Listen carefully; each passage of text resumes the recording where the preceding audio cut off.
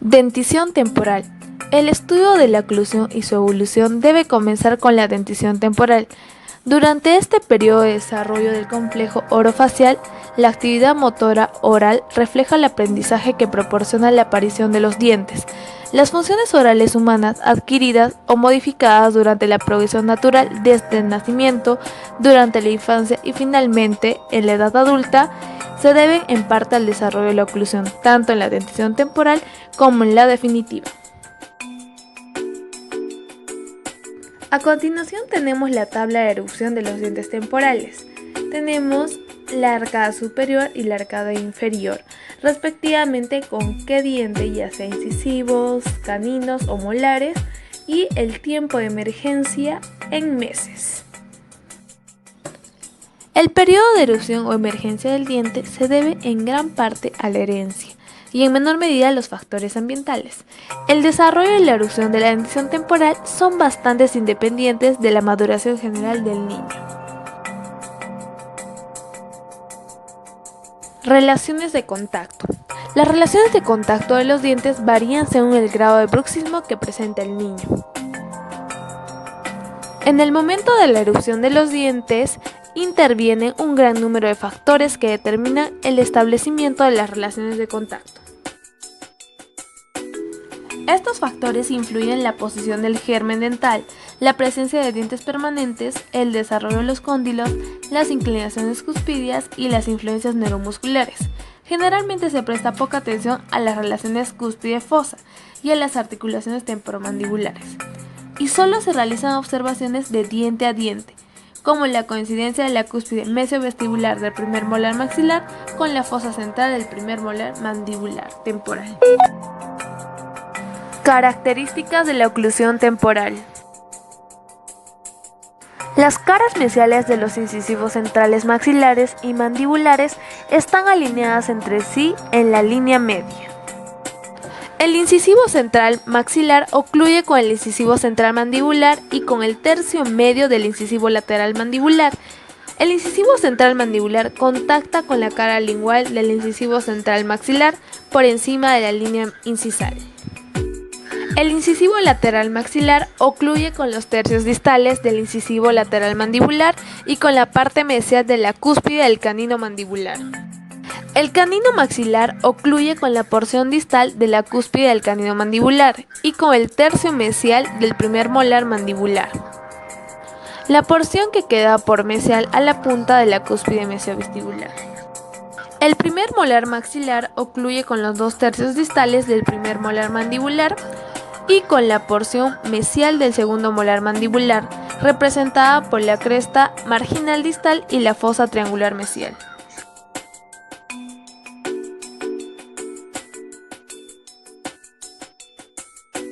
Ya. Buenas noches, ahora vamos a hablar lo que es de la dentición mixta. La dentición mixta primero tiene factores. Los factores, uno de los principales va a ser el tamaño de las arcadas. El tamaño de las arcadas nos va a importar bastante. Entonces, dentro del tamaño de las arcadas se encuentran algunos factores. Estos factores vienen a ser lo que es el desplazamiento anterior, el segmento premolar, el crecimiento mandibular y la relación entre el tamaño de los dientes y el tamaño de las arcadas. Bueno, empezamos. El desplazamiento anterior, encontramos en el desplazamiento anterior los incisivos. Los incisivos principalmente nos va a mostrar en el desplazamiento anterior su posición. Entonces es importante la posición de los incisivos. ¿Por qué? Porque este va a influir en el tamaño de las arcadas. Por ejemplo, los incisivos que tienen apiñamiento sí van a influir en el tamaño de las arcadas. ¿Cómo? O sea, el tamaño de las arcadas no va a ser la misma, sino que va a ser menor. Y cuando no hay apiñamiento en caso de los incisivos, no influye en lo que es el tamaño de las arcadas, sino que las arcadas crecen a la longitud que tenían que crecer. Por ejemplo, acá vemos una imagen dentro de los incisivos de que el incisivo acá viene a ser un incisivo temporal y es un incisivo permanente. Vemos acá una línea que delimita. Acá vemos el incisivo temporal. Entonces, el incisivo temporal, al ser reemplazado por el incisivo permanente, El incisivo permanente va a tener un desplazamiento anterior, o sea, un desplazamiento anterior hacia lo que es vestibular, por lo que esta parte, o sea, la porción anterior de lo que viene a ser la arcada, va a crecer en sentido anterior, debido a que al desplazamiento anterior del incisivo. Por eso es importante el incisivo. Es importante si va a haber apiñamiento del incisivo o no haber apiñamiento del incisivo. El apiñamiento se da principalmente porque no existe un tamaño adecuado en lo que son las arcadas. O sea, el tamaño de las arcadas es pequeño. Otro factor viene a ser el segmento premolar. En el segmento premolar vamos a hablar del diámetro. El diámetro mesiodistal. ¿El diámetro mesiodistal de quién? El diámetro mesiodistal del premolar permanente y del molar temporal.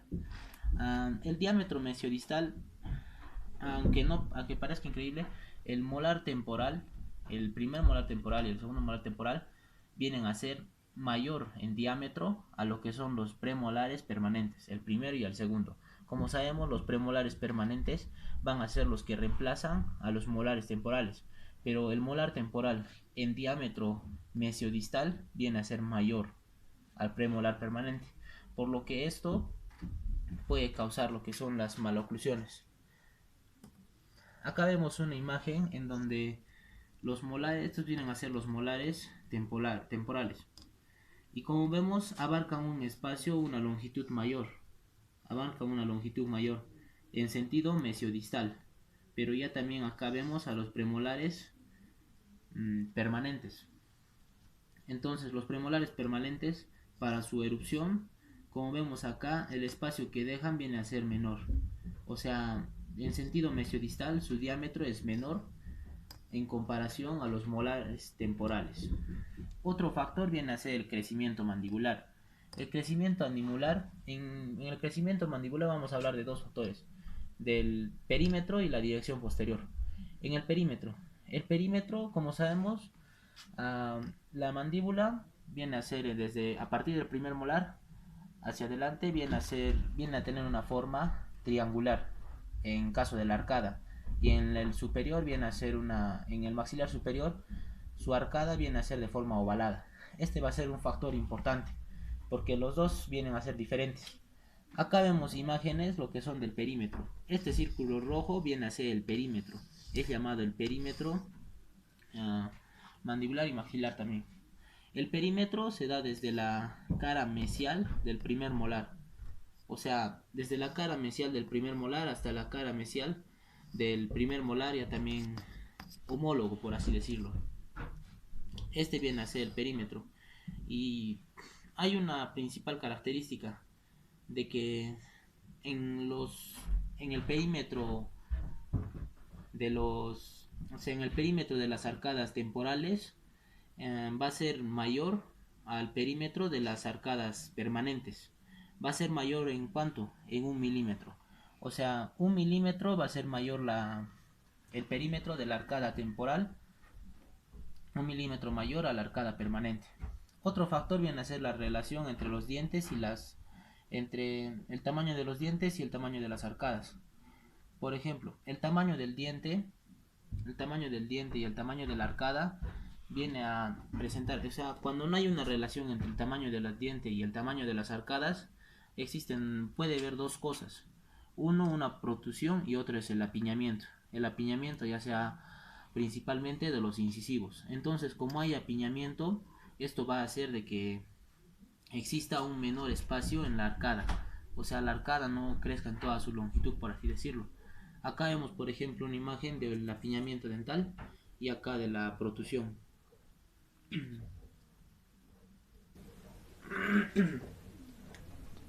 Otro factor para lo que es la dentición mixta viene a ser la anchura de la arcada. O sea, la anchura de la arcada vemos en esta parte. Ya habíamos visto el perímetro, que es todo este círculo que se encuentra acá. Un medio círculo que se encuentra ovalado. Ese viene a ser el perímetro. Pero la anchura viene a ser el espacio que hay entre el surco lingual. O sea, entre el surco lingual de lo que es una pieza dentaria, por ejemplo el segundo molar, y el surco lingual de lo que es el segundo molar homólogo. viene a ser esa distancia. Y bueno, esa distancia se mide en que 31 milímetros es la media. Menos de 31 milímetros se considera lo que es una anchura estrecha.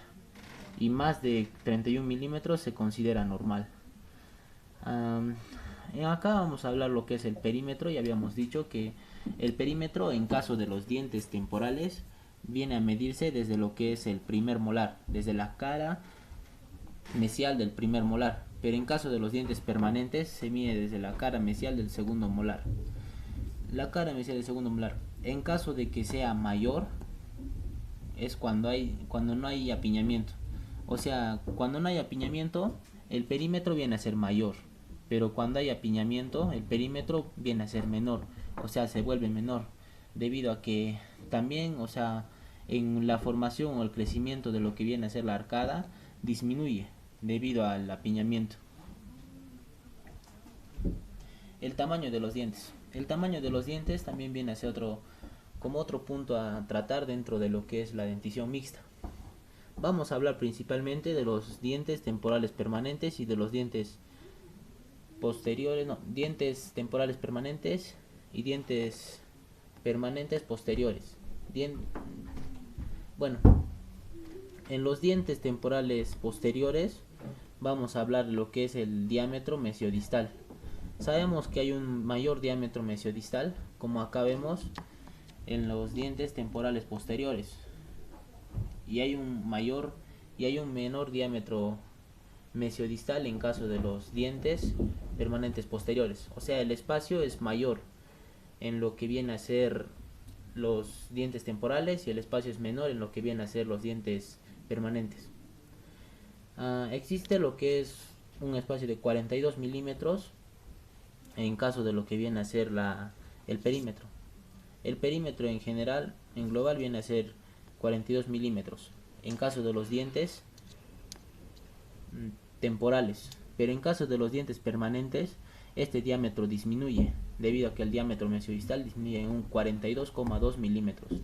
Entonces la resta viene a ser de 4,8 milímetros.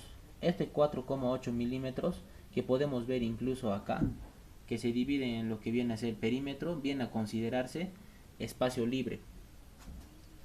El espacio libre viene a ser ese espacio que existe, el espacio que dejan prácticamente lo que vienen a ser los dientes temporales posteriores, debido a que los dientes permanentes posteriores tienen un menor diámetro. O sea, el espacio libre puede ser utilizado generalmente para corregir lo que es el apiñamiento dental, y también puede ser para corregir lo que es algunas giroversiones que existen en los dientes. Por ejemplo, principalmente los incisivos, existen giroversiones y apiñamiento debido al corto espacio que tiene la arcada. Bueno, eso sería todo. La dentición permanente tiene diferentes etapas. Tenemos la etapa del desarrollo de la erupción en la oclusión permanente. Tenemos la primera etapa, la erupción del primer molar e incisivos permanentes. ¿Cuándo se da esto? A los 6 años. La segunda etapa, erupción de los premolares. ¿Cuándo erupciona los premolares? De 9 a 10 años. La tercera etapa, erupción de los segundos molares. Esto se da a los 12 años. Y la cuarta etapa, en esta corresponde a la erupción del canino. El canino erupciona a los 11 años.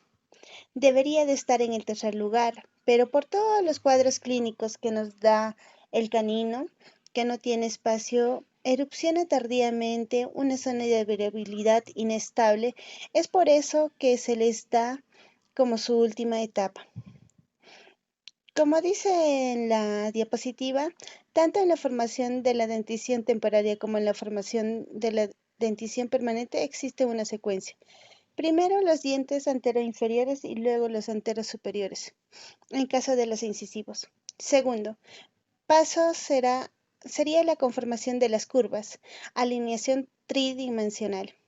Esto es la curva de Spee y la curva de Wilson. Y luego la consolidación de la oclusión, calcificación del tercio apical. Esta misma secuencia será la que seguiremos en el diagnóstico y el tratamiento de la oclusión, que hemos resumido en la palabra dato, que significa desoclusión alineación tridimensional y oclusión.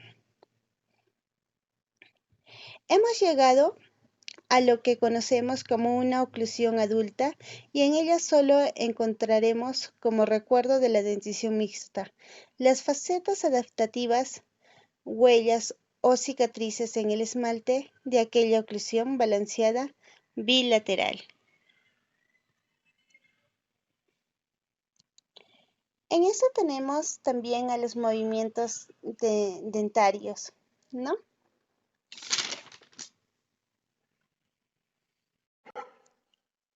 Seguimos en dentición permanente. Los movimientos dentinarios, vemos que los dientes no están estáticos, están en constante movimiento. Si estuvieran estáticos, podríamos decir que estuvieran soldados. Y si estuvieran soldados, que no existiría el ligamento periodontal. Dios es sabio, nos dio ese ligamento periodontal porque imagínense, si no hubiera ligamento periodontal, no podríamos hacer extracciones.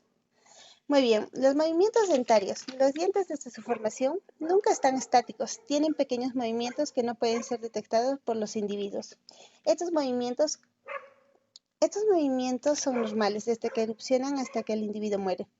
Los movimientos compensan, o sea, ojo, el crecimiento de los maxilares. Hemos dicho los huesos maxilares, tanto el maxilar superior como el maxilar inferior, van a crecer por dos acontecimientos. La presencia de los gérmenes dentarios y su posterior erupción al bruxismo, que es fisiológico en los niños. Entonces, los movimientos compensan el maxilares, pues al mismo tiempo que se están formando los dientes, los maxilares están aumentando de longitud en ancho, largo y altura. Así tenemos que hay movimientos preeruptivos, movimientos eruptivos. ¿A qué se refieren los movimientos preeruptivos? Su nombre lo dice, ¿no? Antes de la erupción. Son los que realiza el primordio o germen dentario previo a la erupción. Se considera que son los movimientos propios de la odontogénesis en sus etapas de yema, caperuza o germen de caperuza y campana y posteriormente una serie de condiciones previas a la erupción.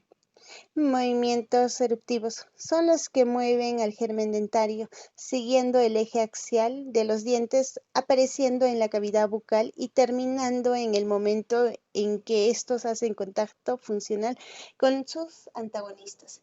Ya les dije, una cosa que salgan, miren, este es el preeruptivo, este es eruptivo y aquí cuando hace contacto con el antagonista, recién es post-eruptivo. Los movimientos post-eruptivos son movimientos que se realizan después de que los dientes entren en función y se pueden considerar en dos tipos, de compensación y de desplazamiento. Aquí tenemos este cuadro.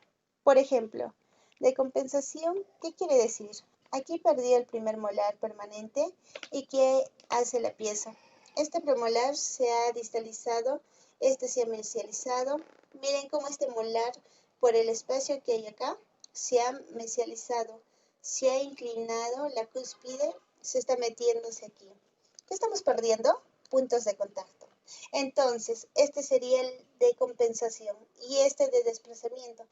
Ha perdido el primer molar. ¿Cuál era nuestro tratamiento? Inmediatamente colocar una prótesis en este espacio desdentado, ya que sea o ya puede ser un implante. Pero como no pusimos, miren cómo este diente sigue desplazándose hacia abajo. Y aquí se está notándose las raíces. Seguramente con el tiempo esta pieza dentaria se va a perder. Nosotros al perder una pieza dentaria, perdemos unidades de oclusión. Entonces, los movimientos dentarios podemos dividirlos en tres, ¿no? Movimientos dentarios preeruptivos, eruptivos y